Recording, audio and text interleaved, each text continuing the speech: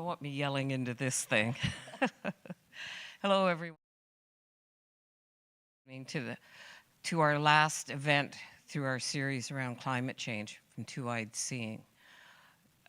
It's been pretty incredible so far to hear the stories that have been shared with us.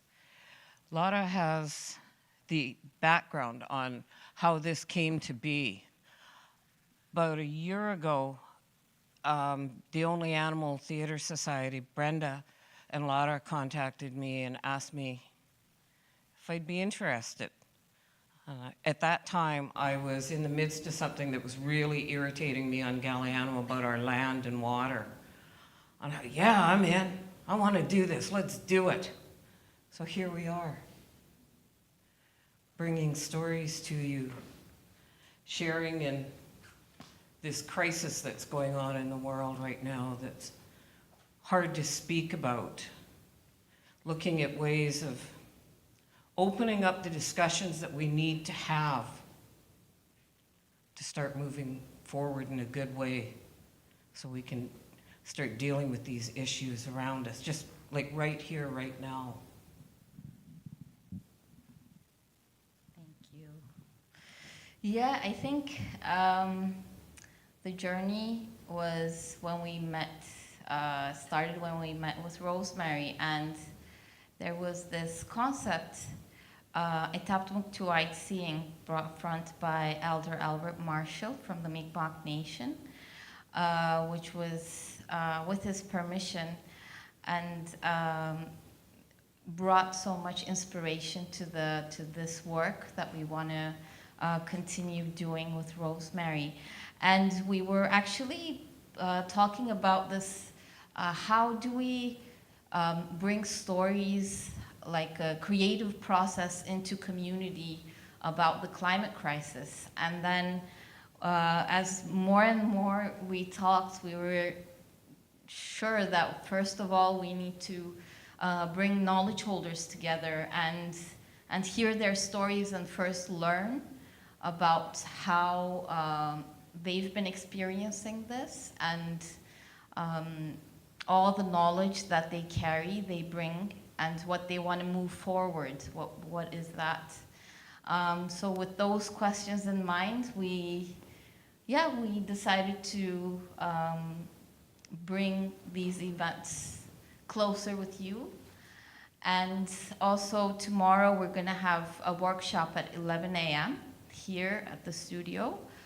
And we're going to discuss what we talked about throughout the event and see how we engage with it, how we take it in, and how we move forward to take action.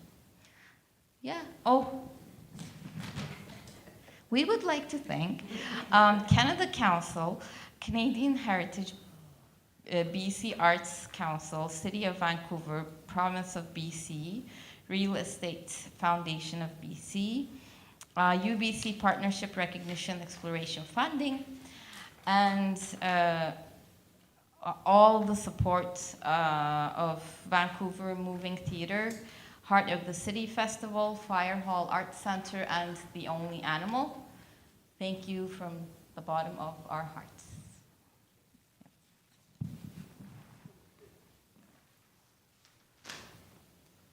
Good evening.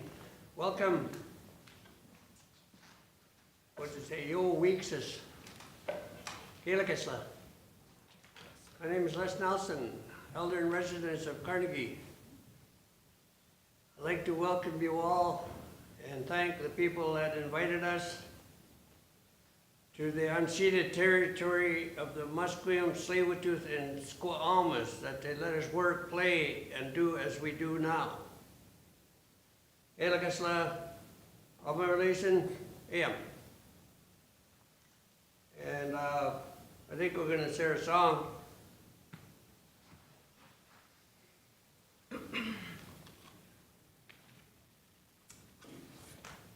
We're going to share with you a song. It's a song that was brought to our drum group, The Four Directions. It's a song that is really fitting for this event. It's a song that honors north, south, east, and west. It's a song that honors the four elements. It's a song that honors Mother Earth, Father Sky, and it's a song that honors yourselves, ourselves. We tend to forget that. So you're welcome to join us and sing along. We're going to start by facing east. It's a chant, and it's a song that was brought to our group by Glenn Douglas of the Similkameen Nation, and Les has brought it and shared it with us. So we will share it with all of you now. However.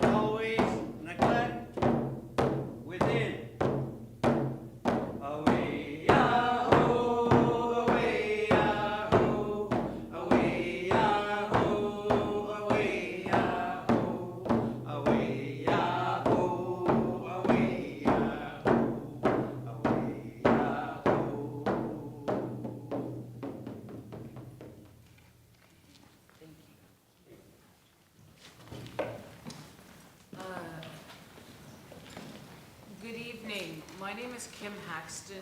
I am, my family's name is King. I'm from Wasauksing Island. I'm Potawatomi, and I belong to the Martin clan. And I've been living out in this part of in an urban context for 18 years. And it's been a really beautiful journey of meeting people and re-meeting people and seeing all these circles. And it's our talk over the past few nights have been around different elements, and tonight is the element of fire. And fire is something we've done for thousands of years. All of our cultures have sat around fires. You know, fire is the passion that drives us for love and for work and for doing the right thing. But before we go ahead, I would like each of my distinguished guests, how's that? To bring yourself into the room and tell us about yourself and what you're doing in the world.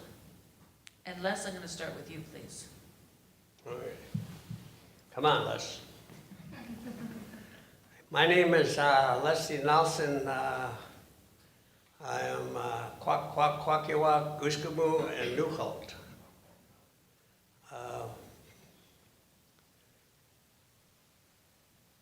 I grew up in a small little village in Quachinu. Actually born in Balakula, but you know, it's funny, that's where my mother's from, and Minnie Scooter Nelson. And my dad is from Quachinu, Louis Joseph Sr. We were growing up as, all I can remember is we were moving back and forth from Quachinu to Balakula. And I remember really a little bit about Balakula, which is, what I found out later was Newholt. Traveled by boat, and it was kind of like it was called a viner or something. I can't recall, you know, even looking at the water when traveling, but I know it takes a long time to travel by boat to at the village out of Quachinu to Balakula. And I remember we stopped off in Bala. We were looking out a little, I guess you call it peephole, or the ones they got in below deck. We were told not to leave the boat. If we left the boat, that we're going to get snagged from the boogeyman, or what they call it. I don't remember. We didn't leave the boat. We just got to Balakula. We looked after our grandmother, who is matriarch of Balakula, Newholt.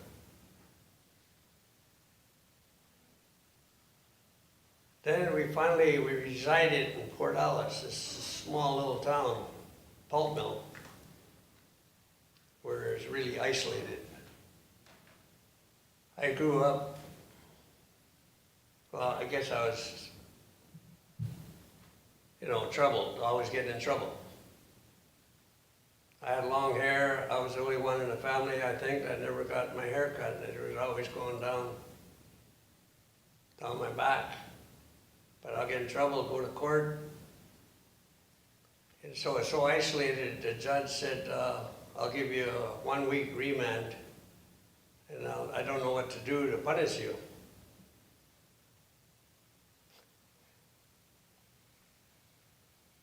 So the day of my court, my dad told me, he says, oh, you gotta always respect authority.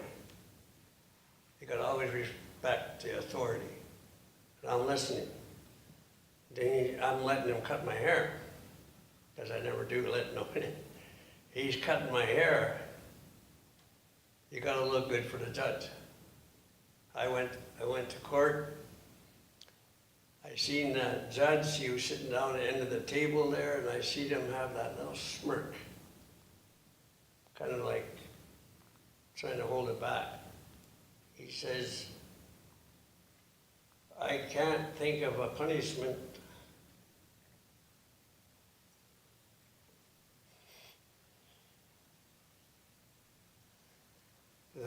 then you already got. I didn't know then that there was that haircut. And again, my hair grew long, I got in trouble, got a haircut again, the same thing. Because the place was isolated, they get no place to send me. Finally, there's Rummel Beach, this is 4 miles out of Port Alice. They had to move us out because of the pollution in the pulp mill. There they had more expanding, more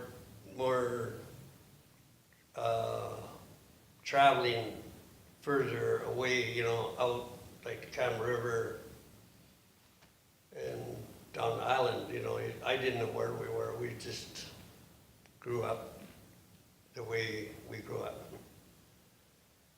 And as I was telling a friend there that, you know, growing up, everything was normal. Everything was normal to me. Getting slapped in the head was normal.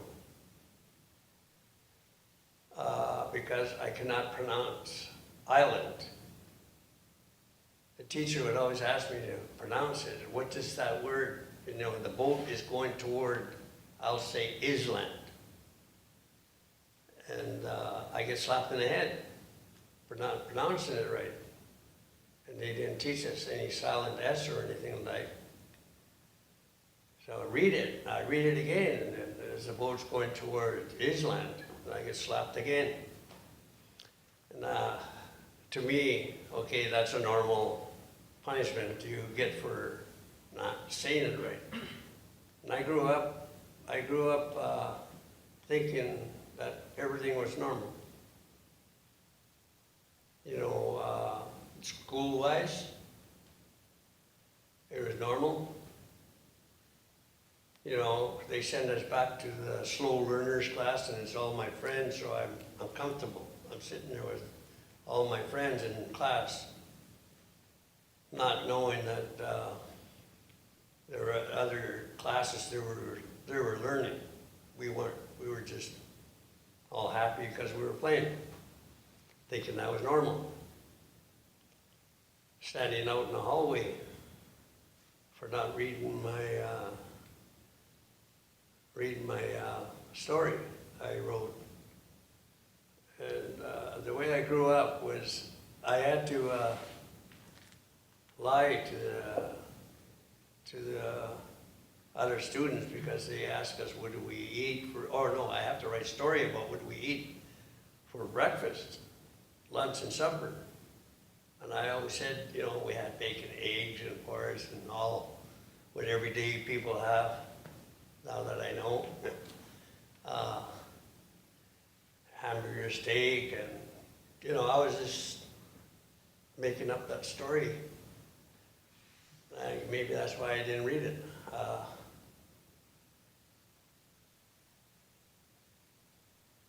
So when I turned, I was playing in a little league and baseball in that small town. I was 12. I was too old for the playoffs. I couldn't play it because I was like, I think I was going on 13. So they took me out for the playoffs with little towns playing each other, tournament.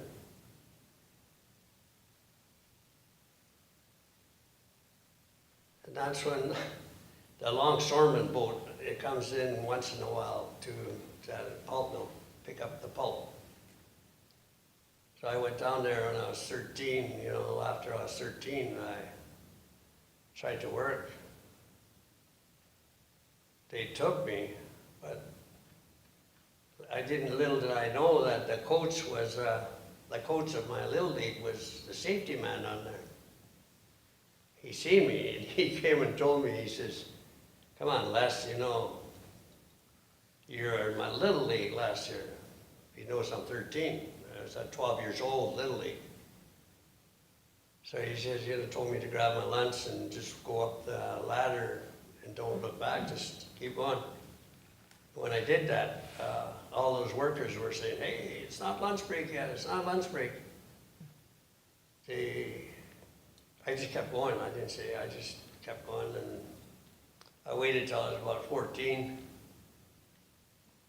And then he just didn't say nothing, he just let me work. But I still got in trouble as a teenager, you know, like, at that time they had reform school. Oh no, first it was foster, what do you call that, foster home? I think when I was 9, 10 years old, they sent me to a foster home. I went for 6 months. They couldn't handle me, so they had to send me back. That time I was really choked because all that time I blamed my parents because the judge said he was going to let them decide if I'm going to go to a foster home or they're going to stay. They're going to keep me. Oh, I went to lock up and I just thought, they're going to keep me. They love me, you know. I kept looking out. I seen them sitting there. Then finally I laid down in the bed and I got up, looked out. They were gone. And they came and got me. And the judge told me, saying that your parents were going to send me to a foster home. And I go, wow. I was, you know, thinking they were, you know, hey, they love me.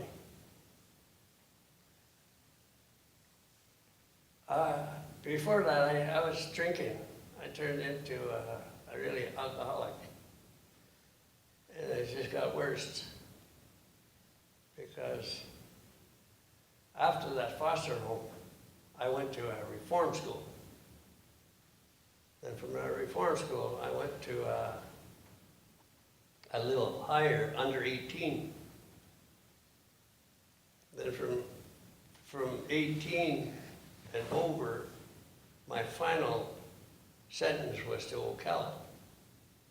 And that's where I got stuck. Well, I didn't really get stuck in Vancouver. I just didn't want to go back home anymore. Like that home wasn't like home because it was so small.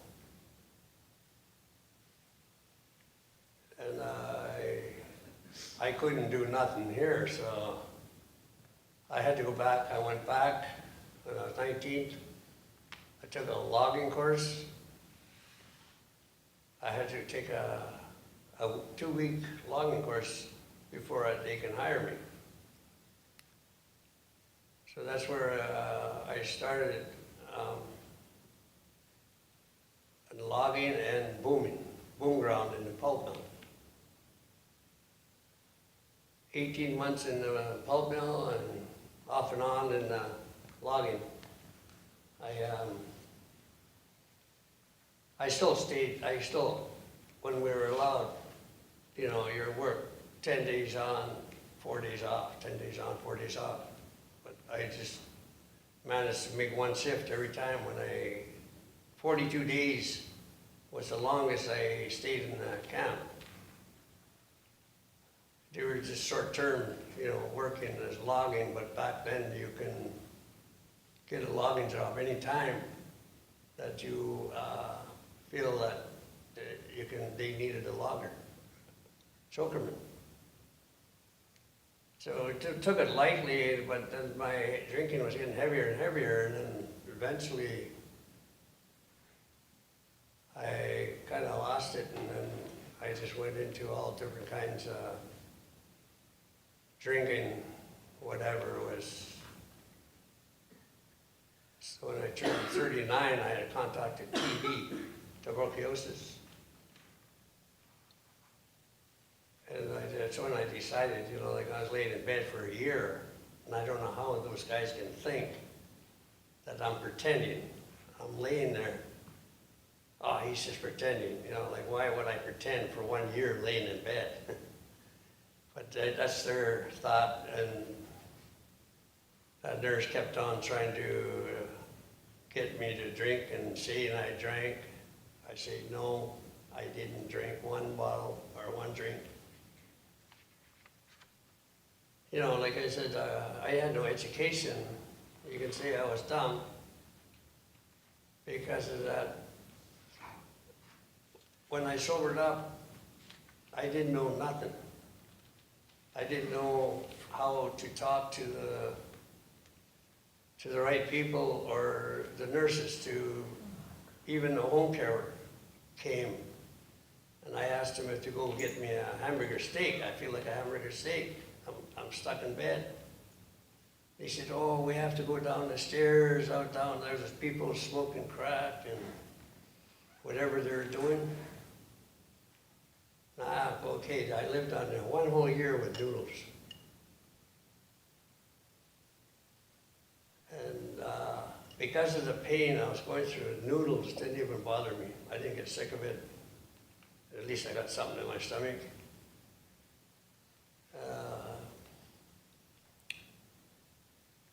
I remember, I don't want to get into that about that. After 12 months or 14 months, my pills, you know, I didn't have to take them anymore. And at one time I just got off the bed and I said, holy smokes, I'm standing. I didn't have to rush to that thing there and grab that water and get back and lay down because the pain was just unbearable. Because, you know, like I said, you're not thinking, you don't know what TB is, and you don't know what damage it does. And I never once thought that I would ever walk or even think, am I going to be stuck in bed forever? I just lived it day by day, being just the way I was. But when I started walking, I had to use a wheelchair to walk, because that way I could sit down anytime when I get tired. In Carnegie, I always made it to Carnegie. But when my first day of walking, I went all over the place, because 1 year laying on bed, I was just so excited. I walked to Crab Park, around to Oppenheimer, down to Victory Square, all around, back and forth, just kept walking. Finally, I went home around 10 o'clock at night. Next day, I woke up. I couldn't get out of bed. I went, oh no. I had to go through all this again. And the nurse came in, that one that was changing the Band-Aids, and I told that other nurse for TB, she brought me pills. I wanted to take it for at least another 2 more months or whatever to make sure I got rid of it all. But she told me, she said, what's wrong? She asked me, because I was looking really disappointed. I told her, I said, I can't get out of bed. She said, what did you do yesterday? I said, I walked all over the place where I can go, just the area that I knew. And she asked me how long I walked. I said, I walked all day. She told me, you overexerted yourself, or, you know, you walked too long. She said, just rest for a while, you'll be up and then walking again. Sure enough, you know, next day I was walking, but she said, take your time, don't, you know, like, okay, I learned not to walk 1,000 miles again. And Carnegie was my stop. I didn't know anybody. I didn't know anyone. But I was just sitting in the Carnegie like a wounded bear, crawling at everybody that's making any little irritating noise. I always go to 44 and eat, but it's a $2 meal, and I'll go right back to Carnegie and be that grumpy guy, I guess. Took me a while. There was another guy, a friend, he passed now, but he was like a wounded bear too, but body-wise he was aching. Because every time he came in and he barked, I'd bark louder. And we didn't see eye to eye. And one day I was looking at this out trip. It said camping at Calcas Lake from Monday to Thursday, come back Friday. And I'm reading it and looking at it, trying to understand it. And all I heard was, "I'll go if you go." So I thought there was two people behind me reading the same thing. So I'm still looking at it, and he says, "I'll go if you go." Well, it's twice he said that. I look back, and he's by himself. He talked to me. Meanwhile, we're the two people that want to just attack each other. I just looked, and I said, "Yeah, I'd like to go." He said, "Let's go sign up." We went and signed up, and that was our friendship right there. We became friends. No growling at each other. Went to camp. The old trickster guy, that guy. We went in a canoe. I'm paddling in the front, he's paddling in the back. Or I thought, I was wondering why the water was getting really heavy. And I could look back, and he's going like this, paddling.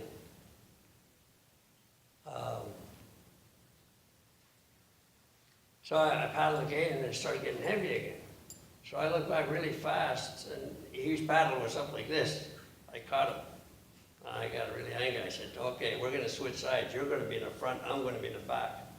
So I just stood up, and I sat in the back, faced toward him. I said, "We're going to paddle that way. You're going to be paddler in the front now." He says, "No, I was paddling." He was trying to convince me, but no. I caught him. After that, we were really good friends. That's one of my first friends that I got, besides my relatives that were off and on drinking too, but they actually started sitting down in Carnegie. And I was glad they're passed now, but I was glad I had my chance to talk with them. You know, I wasn't educated, that I didn't, I just knew what I knew, and we were talking. And I'm listening to them, and that was kind of like an elder chat. I'm listening to them, and I'm glad I did, because it kind of helped me on my journey when 2004 came. I started volunteering in Carnegie. They told me they wanted me, because I was on disability, they wanted me to do something. I volunteered on the phone. I'm sitting on the phone desk, people got 5 minutes to talk on the phone, then the next person comes.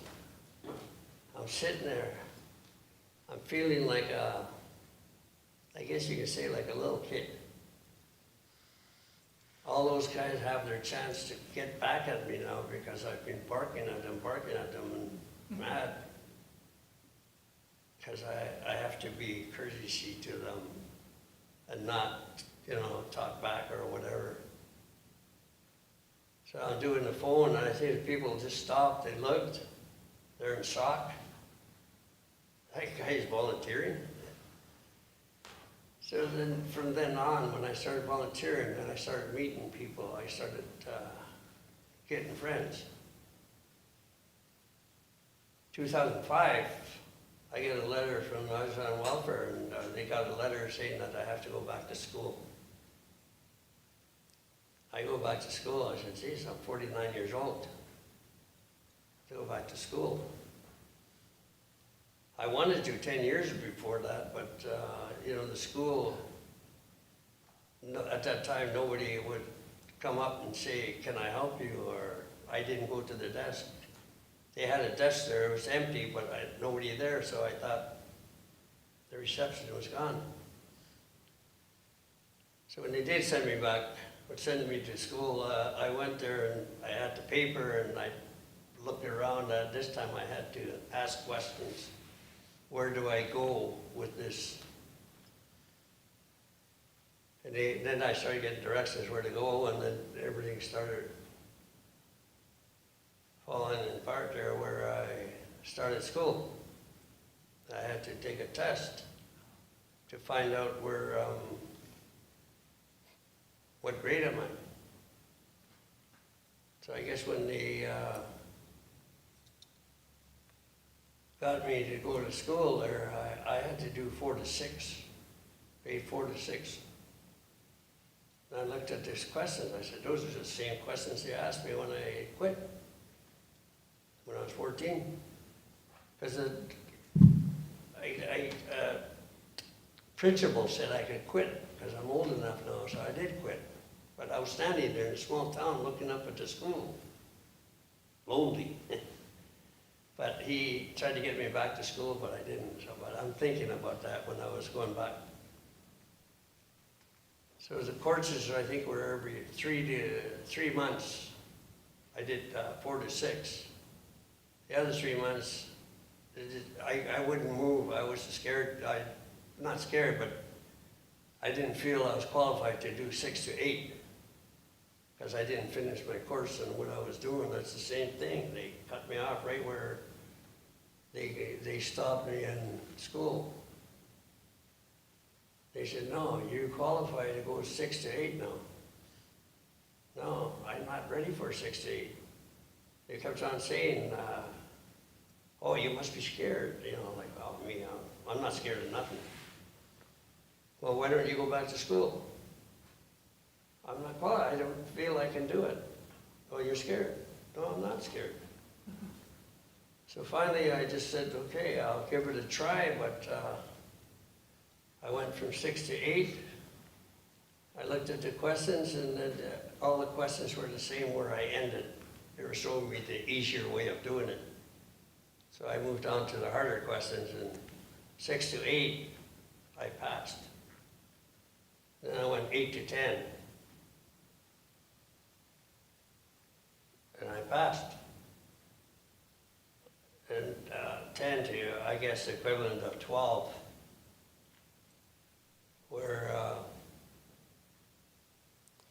me and my friend there, he's I think he's about 10 years older than me back then when we were going to school.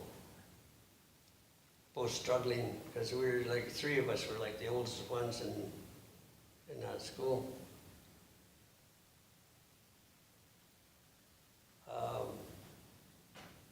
We were joking with each other in that school, you know, like, it kind of made it comfortable to know that, it's kind of comfortable to know that there's at least 2 other people that were the same age, because the other ones, right, at my age, I would call them kids, even though they're 20, 21, whatever. So after doing that 10 to 12, I graduated. And when they were giving out diplomas, I didn't know, you know, like, wasn't expecting any diploma. But I got like about 7 of them. It seemed like one I can never forget was the math. Because every time when I was doing math, that teacher, he could hear me. I would say, no, they shouldn't do it this way. This is the way they should do it. I'm arguing with the questions. I'm trying to say, this is the way they should do it. Then when he leaves after math class, he says, you gotta believe, you gotta believe. I just kept hearing him say that, and finally I asked him, you know, after a few days, I asked him, I said, gotta believe what? Then he closed the door, he came and talked to me. He says, you gotta believe. Those questions aren't there to fool you, they're there to teach you. You follow the instructions, you'll get the answers. So I calmed myself and I said, okay, I'll try to get along with it. I'm not gonna argue. And all of a sudden, I do that question, and then I followed all the examples, and then I look in the back, I look at my answer, look at the answer, they're right. And after that, I started getting along with that math book. And test time came for the graduation, like, you know, like you needed, I didn't know you needed 50 points. You know, 50 points, I don't know how that goes, but 50 points to graduate. Just doing that button blanket I made was 50 points. All I had to do was make a button blanket and I passed. But I did my best in the English and math. I think math was the main one too that they said I have to pass. And the test was tomorrow, and I said, tomorrow? And I just started getting along with math. They bring the test in, and I'm looking at the test. This is the main one. We got like, I think an hour and 15 minutes. Boom. I'm answering those questions really fast. And I said, why is it so fast, so easy?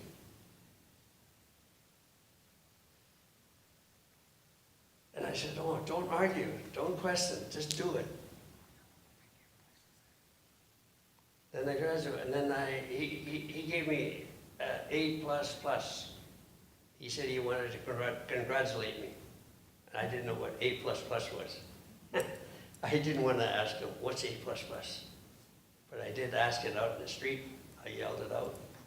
And someone just said, it's above average. I said, A+ is above, or A+ is good. So I graduated and I stayed with Carnegie Learning Center, helped me with my work. I learned to do writing an essay because I talked to Lucy at the time, she was working there. I said, 1,000 words, 1,000 words. And she goes, Les, how many, by talking right now, how many words do you think we talked? I don't know. She said, when you do your phone shift tonight, write it, write it. So I wrote it, and I went upstairs next day and I typed it. There's 880 words. Wow. I didn't even believe it. I thought it was only like 75 words. So I said, geez, I got 120 more words and I got my 1,000. We couldn't go over 5, 1,005. We couldn't go under. It had to be. That teacher was really strict Uncle? on that. Uncle? Then after, when I volunteered in the Learning Center, pool room, coffee shop, then it comes 2016. I got called to I want to call it the principal's office, to Nicole and I forgot who the other ones were, but there were 3 people, and I said, okay, now what did I do wrong? I'm thinking, what did I do wrong? They said, we got a serious question to ask you. And I go, yeah, what's that? We wanted to ask you if you want to be elder in residence. Beautiful. And I said, elder in residence? I'm thinking elder in residence. I did go to an elders gathering when I was 40 because it said seniors on my membership card. And I thought, okay, I qualify, but elder in residence, I didn't think how much I was going to get into. But I said, yeah, okay, I'll do it. It's a 2-year term.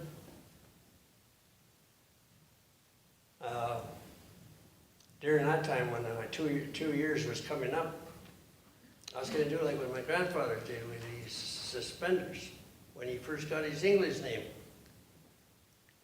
He got his English name as George Nelson. and he was pulling these suspenders. George Nelson. That's me. That store owner knew him because he'd walk in a small store. And he'd always keep repeating it. I was going to say, Leslie Nelson, the first elder in residence. That's me. But Thank you. I was asked to continue to be an elder in residence of, until I decided that's it, I had enough, enough's enough. And it continues on today. If I didn't go back to school, I don't think I'd be where I am right now. Beautiful, thank you. Yeah. Thank you for bringing yourself into the room, as you certainly did.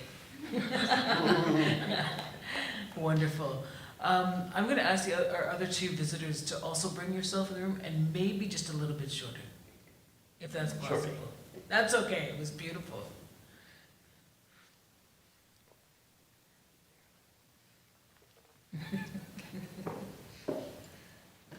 Hadalasis, Dlangath Kwatlagan, Tagwan, Au'is Na Ongang.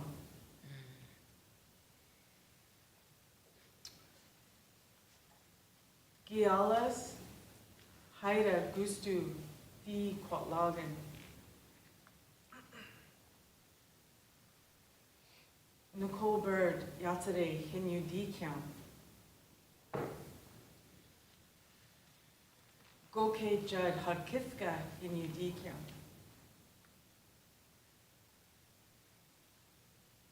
Doris Williams, Dinan O Ejam. Noreen Williams, Di Ao O Ejam. Haua, Di Gudene Logan, Haua.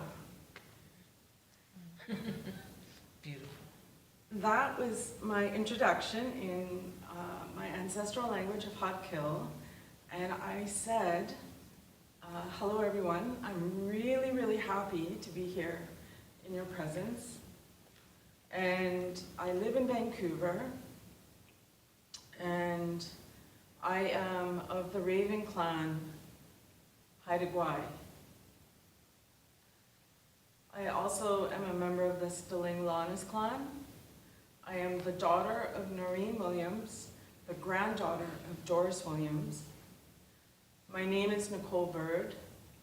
My ancestral Haida name is Golden Spruce Woman. So, let me see if I can be a little shorter than less.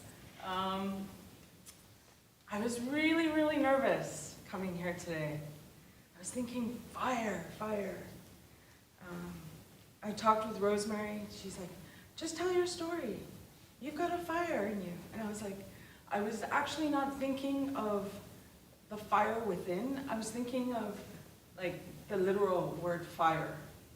So it's interesting because I wasn't thinking in that way. So I was born in Haida Gwaii, brought to Vancouver, put up for adoption, actually advertised in the newspaper, adopted into a very, very colonial British, Irish, Scottish home, as colonial as you could get. Had a choice growing up of doing Scottish dancing or Irish. I picked Scottish. So it's good. I can still remember how to hold the fingers. I was sent to Catholic school. Actually, that was part of the process of my adoption, is that I was put through a Catholic charity. So I was in foster care for a while. And part of the adoption process was that anybody who adopted me had to be Catholic. So the home I was adopted in was very, very Protestant. And my adoptive mother converted to be a Catholic to adopt me, which was very, very complicated in the family. So I was already heading into a complicated home. And then I kept going on through life and went through elementary school, high school, and then I had an opportunity to go to university. And I wasn't sure what I wanted to do. And then I found this amazing program at UBC called NITEP. And NITEP was at the time called the Native Indian Teacher Education Program, but now it's Indigenous. And I went and I applied, and that was the shift. That was the shift of my two-eyed seeing. So I became so immersed in my culture, and I decided to apply for my status card to figure out where in the world I was from. I knew I was not British, Irish, Scottish. And then I found out I was from Haida Gwaii. So I filled in my application, and this was still during the time of faxing. And I filled in the application, I sent off the fax to Haida Gwaii, the office, and it just so happened that day that my uncle, who was the maintenance man of the village at the time, saw the fax come through. And it had my name, which was given Sylvia Williams. And he just started freaking out from the story he told me. And he phoned down to Vancouver, and he phoned relatives and said, she's been found, because nobody knew where I was. So, I've told this story many times, and I've been pretty okay. Now I'm like, wow. So, fast forward, it was culture catch-up, heading to Haida Gwaii,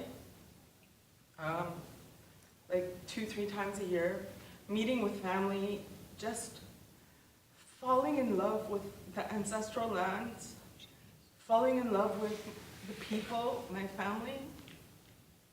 And then I continued on my journey, working. My mom also adopted my sister, who is very special needs. And I continued on a road of working around the special needs area. And then I always had this calling to come and work in the downtown east side. And I just kept applying and applying for jobs. And I was actually overqualified. And I finally decided, okay, I'm gonna apply for a job that, like, there's no way they can turn me down. And so I applied to be a cashier. And that was my in. So I worked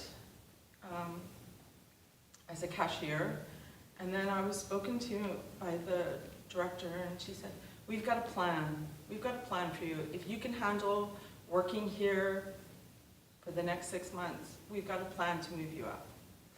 So I stayed working at the center. I continued on my journey. I worked in the volunteer program, and then I'm in the position now as the Indigenous programmer. I support and I work with Les. I work with an amazing matriarch Mar, and I just really, I'm so lucky to be working in the downtown east side. It is full of amazing people who are so connected to their ancestral knowledge and culture.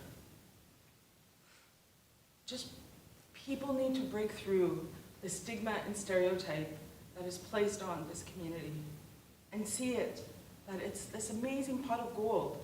There's rainbows every day.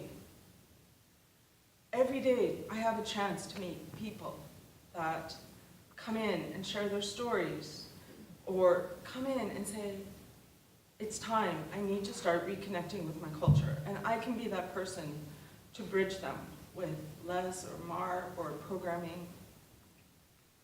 And then while working where I am, I had the chance to meet my aunt, Bernie Williams. And that was about 5 years ago. And she shared with me the story that The reason within me why I needed to be in the downtown east side is that the Balmoral is the last place that my mother was seen alive. So where I work, I have a view of the Balmoral, and I'm able to see it and know that this was her community. And I'm also now meeting so many relatives that are still within the community. Some still live on the streets, some are living in homes, some are living in SROs. But it's really the reason and the fire within me why I have become this person championing the amazingness of the downtown east side. And I'm really, really honored to be here to speak to this. And Hawa, thank you for allowing me to share. Beautiful, thank you. Good evening. My name is Ochichek Lynn Power. I'm originally from Selkirk, Manitoba, and I came out to BC when I was 6 years old. I went back once when I was 8, and I didn't go back until 2 years ago. And that's when I got my traditional name. The elder that gave me my name, when he had his hand on the tree, it was a laugh, but it was not like an earthly laugh. I'd never heard that before. And he said, Ochichek. He kept saying, Ochichek, Ochichek. And then when he talked to me, he said, Ochichek means crane. And he says, you've had a hard life. And he says, you've had to go through everything you've gone through to get where you are today. And he said, Ochichek, crane, because in the morning when they flap their wings, because they're big birds, their wings are big, he said, they awaken people. He said, and that's what you do. You awaken people. Today, I'm a registered clinical counselor. I'm one of the service providers with First Nations Health Authority. I'm also a certified addictions counselor. And my journey, I've had an interesting journey, because when I came out here,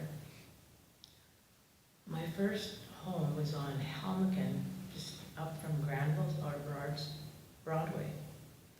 And then from there, I moved to Pender, just up from Cambie, above one of those, one of the shops. And I could see Pigeon Square when we looked out our window. And I was just a little girl back then. And then we moved to Hamilton. My mom was out here. She had left me when I was 4 years old, back in Manitoba. And I remember the day she left me, because she couldn't look after me. And I remember watching her walk away. And I couldn't be consoled. And so a lot of stuff happened back east, and which is one of the reasons why I never really went back, because there was not a lot of good memories back then. A lot of abuse happened, and so when I came out here 2 years, she came out here when I was 4, and then 2 years later, I was brought out here. And then my siblings, I have 3 younger siblings, they were all born out here. But when I was 10 years old, we lived on Hamilton Street, which is now, I think, Mainland, I think it's called, somewhere like that. Mainland and Nelson. There used to be a row of houses there. And we lived in this house, and there was a parking lot beside us and the corner store. But I used to take my sisters, who were then 1.5 years and 3 years old, and every Sunday I would walk them from there up to Burrard, where the church was. Those 2 cathedrals up there. I used to take these 2 little girls, and I was 10, I'd take them up there, and we'd go to Sunday school. And looking back, and if you look at it, I look at a 10-year-old now and think, wow, you know, like, that's pretty crazy that I was dragging these 2 little girls around. And then my brother then we moved out to like Glenby, we moved out further out. And so I was always looking after these little ones, so I was like really parentified, really. And then my brother was born, so my brother's 12 years younger than I am. And all through their lives, each one of them has called me mom at some point, right? And go, oh, sorry, I mean Lynn, right? And so I left home when I was 16. I actually got locked out because I used to crawl out my window. And then I never went back home. And I just went into oblivion. And I drank for a long time. And I've got 30 years on the red road now. But through all that, I used to come down here all the time to the, drinking in the bars down here. Then I used to work in the bars. And the last bar I worked at was the Astoria Hotel. I would say uptown Skid Row, right? Yeah, that's the last bar I worked at. And then, but I had my son through all this as well. And Rosemary used to babysit my son, and he's 37 now.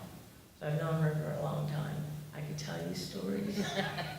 But I won't. That's another show. That's another show. And so I had my son, and then I had my daughter.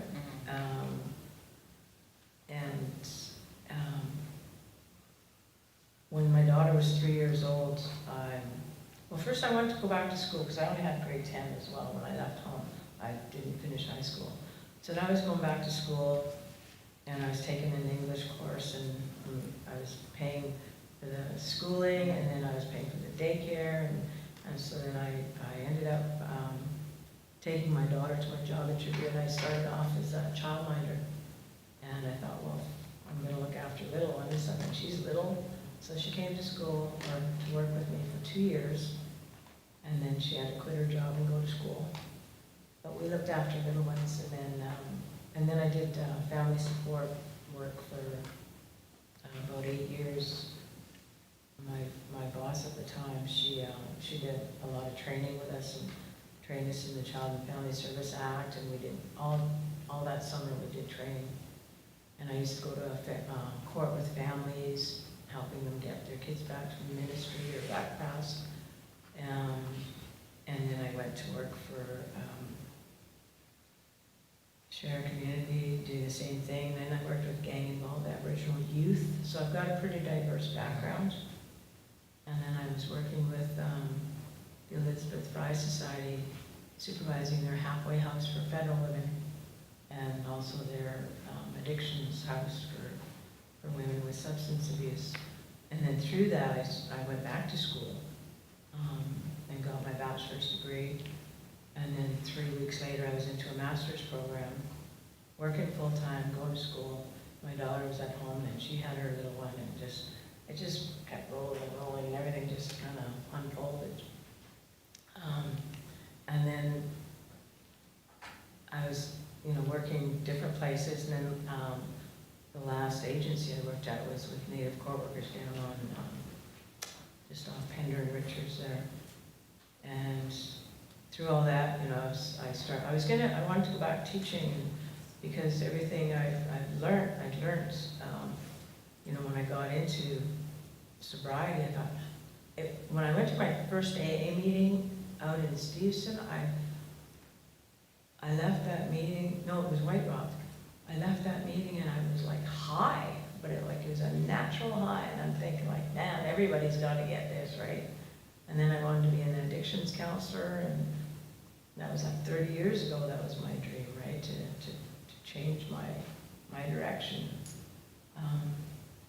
And then, so when I was working at Native Court Workers, I switched again, and one of my colleagues says, Lynn, just go work for yourself, right? So that's what I've been doing for the last 5 years. I've had my own counseling practice, I have clients all over BC, and I also work with families of missing and murdered Indigenous women and girls. I've done some stuff with the National Film Board, and I have an amazing life today. And through all that, I've got to work with so many amazing people. People in recovery. I mean, I just love their minds because, you know, like, it's, you know, it's the addiction that stops them from moving forward and being who they really truly are. But I get to see that. I get to hear their stories and see who they really truly are. Throughout my whole journey, I've been able to do that. And going back to school, for me, it was so easy because the papers I was writing, I was able to use my personal journey and the work that I've done and just hide it in with all the readings. I struggled at first because I thought I was trying to write like an academic, but I'm more of a storyteller. So when I was talking to my advisor, he said,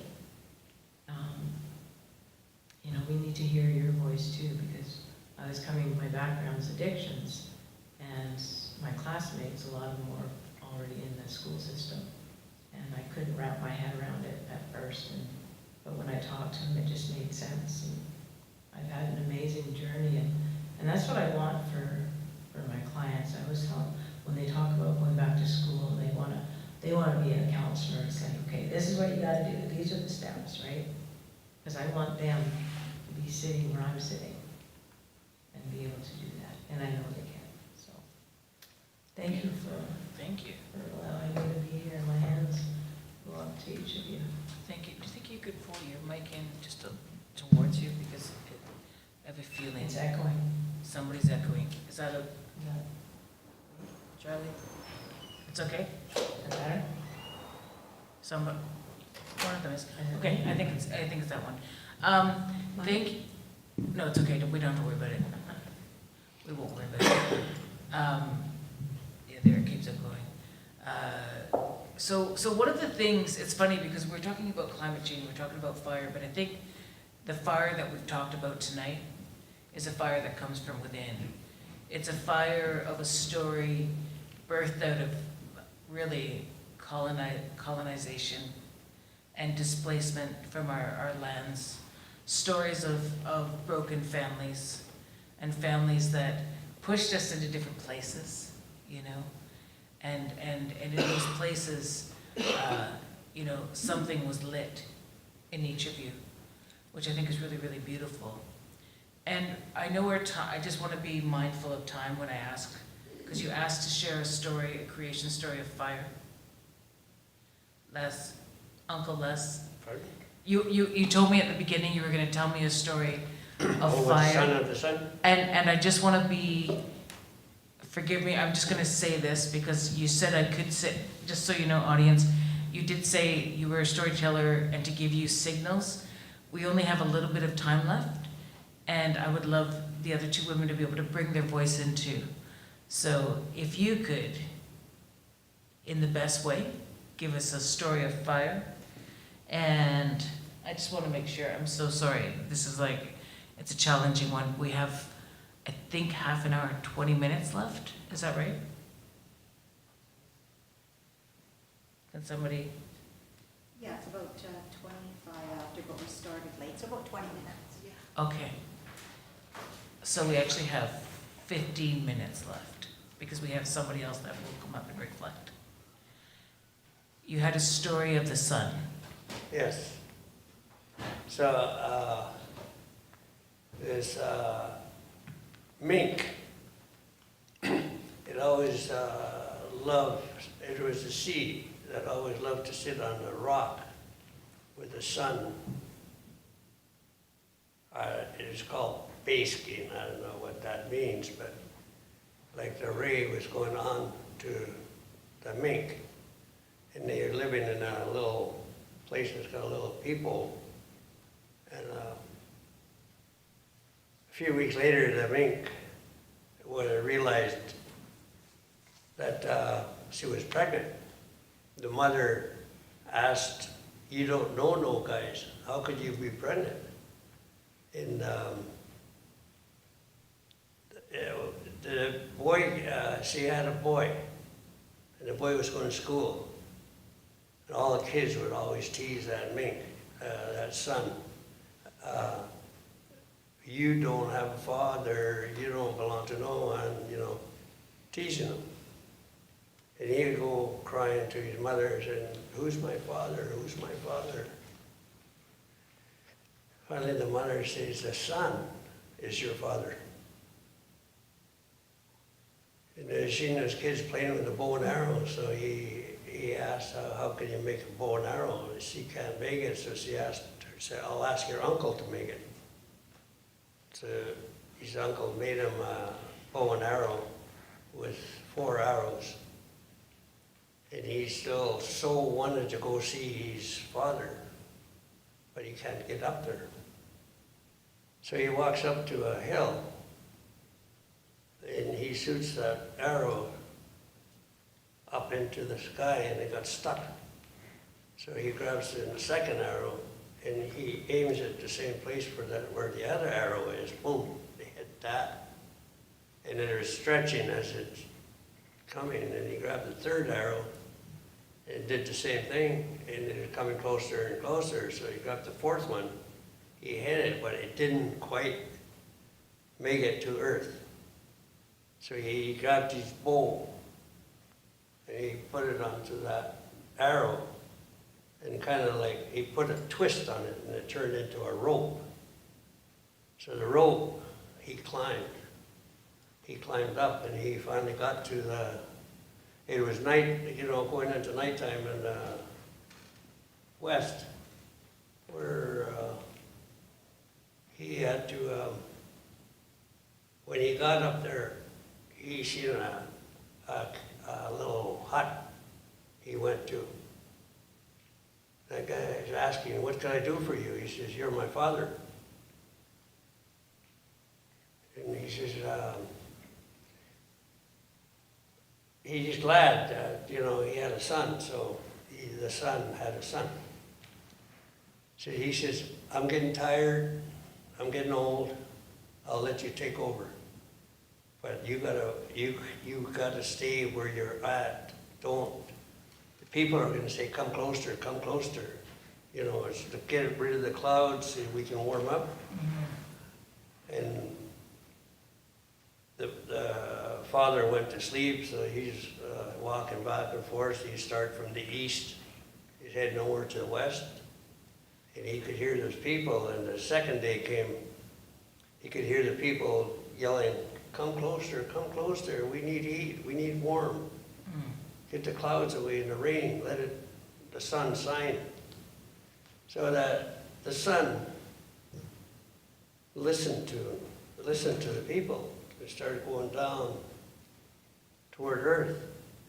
And everybody was yelling, screaming, sweating. It was getting too hot.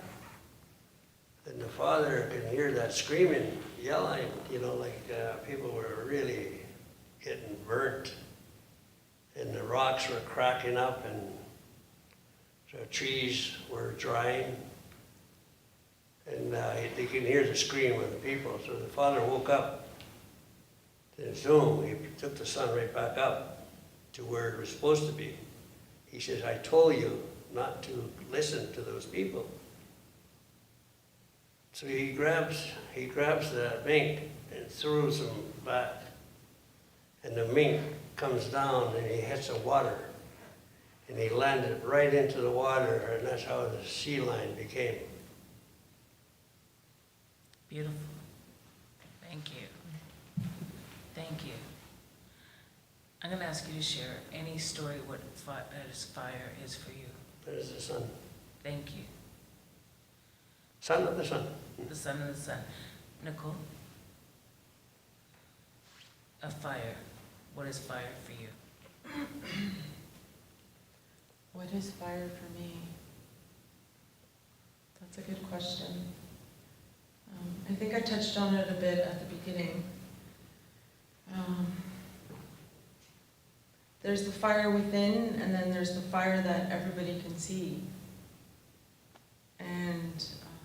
I was sharing earlier, you know, the world is going through so much change right now.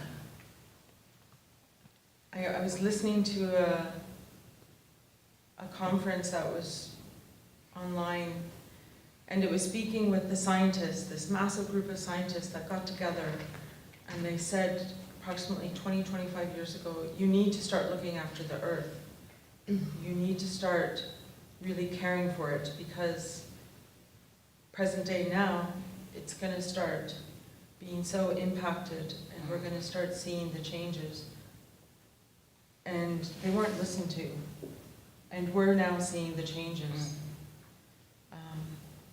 You know, I drive up to Haida Gwaii, and I take the highway and then take Highway 16, and every year it's a different route I have to almost take because of the fires, the forest fires. There's villages being burnt.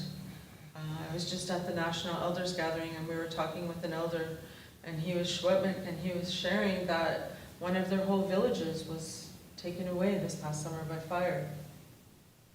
And he shared that all the animals, we don't really think about the animals, but he said all the animals, they're all coming out now, and they're all injured, and they're all burnt. Because Indigenous peoples, too, were speaking up years ago around how it is so important through their connection to the land to be able to care for it and do their bring their ancestral knowledge into the burnings and prepare the land for the animals and for themselves for hunting and gathering. But because of our colonial systems and the government, Indigenous people were not seen as knowledge holders. So they lost that ability to be able to be at the forefront to care for the earth. And now a shift has happened. Indigenous peoples are being brought to the forefront with their knowledge. So I hope to see that all the powers that be start to acknowledge this and really support our people with their knowledge around the lands and their ancestral knowledge. So that is the literal visual fire. And then there's, as I shared, there's like a fire within. There's a fire within that, within my work and community, that I feel the urge to keep going and moving forward. And like the person sharing beside me shared about school, like I myself have gone back to school. I decided to go back to school last year. So I'm at school, I'm going for my MBA with a focus on Indigenous leadership. Because within my work, I was not being heard. And the only way I could be heard is getting that colonial piece of paper. So the fire within me is lit. I'm back at school, working full time, doing lots of extra fun things like being here. And I just want to be that shift. I want to bring that change. I want to work within the colonial constructs that I'm presently in and have the urban Indigenous voices finally be heard. Do that switch. Have the decisions no longer being made at the top, have them being made from the bottom. Come down and listen to the community. Listen to the people who have the knowledge, who have the power, the lived experience. Lived experience is so much more valuable, and it's not being acknowledged. So where I work, we have our elders in residence, and for the very first time, we have an Indigenous advisory committee. And the organization I work for, they're actually coming and listening to the people. So the fire has been ignited in the downtown east side, and it's a good fire. Beautiful. So, Thank you. thank you. Thank you. Lynn? Yeah, I think, I always think of the medicine wheel. I always think in terms of the medicine wheel. So that's the physical part of us, the emotional part, the mental and the spiritual part. So in everything that I've always done, I think in those terms. And because what's happening with people nowadays friend here is saying, the colonial piece of paper is what's valued.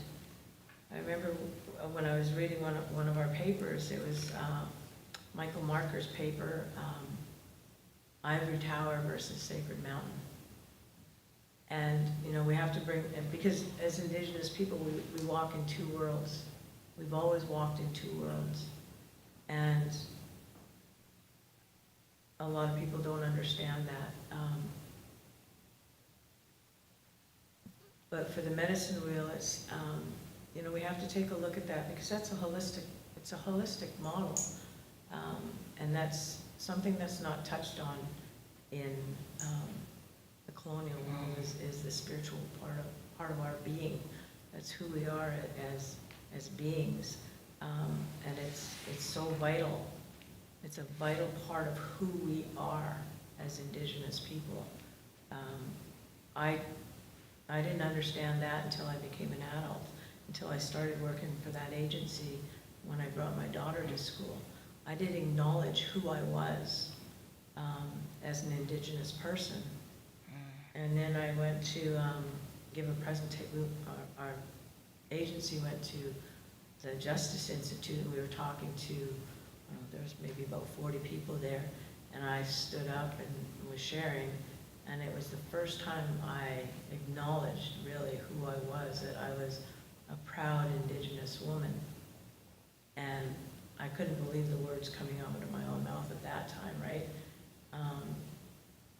And, you know, like from working at that agency, the fire in me was building and building and building, and then learning about who I was and what made me tick, and having to go through everything I've gone through, like working on the downtown east side and working at the Astoria Hotel. You know, I always had that fire in me. Going through school, going through high school, it was always in there. And now it's, you know, this forest fire in me now. And, you know, I think about, like, when you're talking about the animals, and, you know, we've infringed so much on their territory too with what's going on. They have nowhere to go. They're just being who they are, and doing what they need to do to survive. And that's what we as Indigenous people are doing.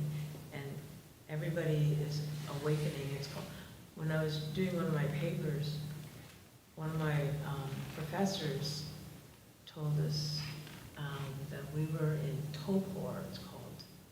And it's almost like, she was telling us this story about, there was a little bird, she was walking across campus and she saw this little bird and it looked dead. So she picked it up and she took it to her partner, her husband's office, and she, you know, she didn't know what she was gonna do, it was in her purse. And when she brought it out, it was alive. And when I was writing one of my papers, it was like, I had to go to Sundance. Well, that was by choice. That was one of my electives, was to go to Sundance in Alberta for 5 days.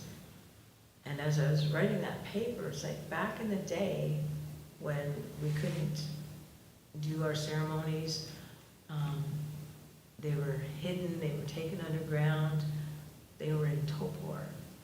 Right? But not really, because when I was at Sundance, one of my classmates and colleagues, it was on her reserve that we had the Sundance, and she said, it was never, we always had it. We always had the ceremonies, but we would go in the mountains, we would go like, kind of like underground, right? So it wasn't really, it's never been dead. And people say, oh, they've lost their culture, they've lost this. It hasn't been lost. It's just been silenced, right? But it's always been there. It's always been in us. It's like that blood memory. It's always a part of who we are. Even though I wasn't raised traditionally, it's always been with me.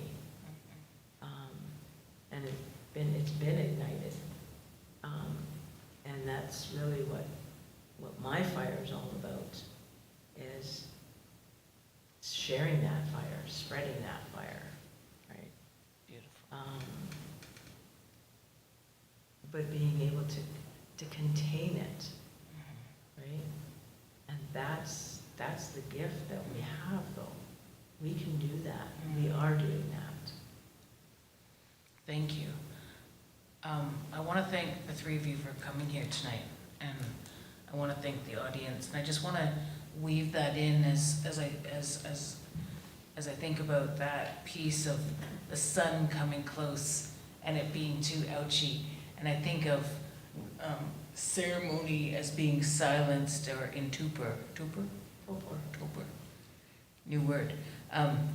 In that place and awakening and that fire, you know, of belonging, Nicole, that you bring in, and all of those stories bringing in that place of, you know, the literal into mythological into the place in which is inherent in each of all of us. So thank you for your stories. And we have a witness tonight, who I'm going to invite the witness to come up. And there is a microphone for the witness. You would have to catch a ferry. Okay.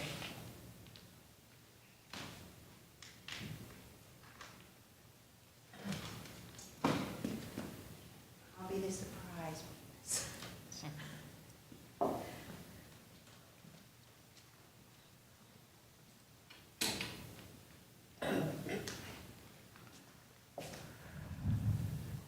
Well, it's always an honor to be with Indigenous people for me, because I have deep respect for your ways of being, your resilience, your incredible strength.